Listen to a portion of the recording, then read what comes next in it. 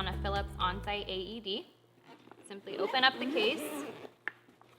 And for demonstration purposes, I'm going to take the AED out of the case, but you do not need to do so if you're changing the cartridge. The adult pads are located on the front right here. In an emergency, you will pull the pull tab, which will expose the pads. But for demonstration purposes, I'm going to show you how to change the adult pads cartridges when they need to be replaced. At the top, you will see a blue notch. It's hidden and is blue just so that you don't use it in an emergency situation. You will slide the notch, which will pop the cartridge out. Insert pads cartridge. The AED realizes that there are not pads currently in it, so we'll open up our new pads.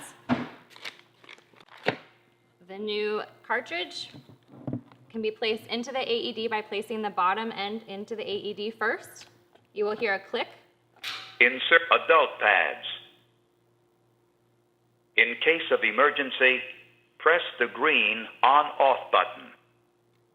Once the audio message is finished, you will see a green light appear on the readiness indicator, which means your AED is ready for use.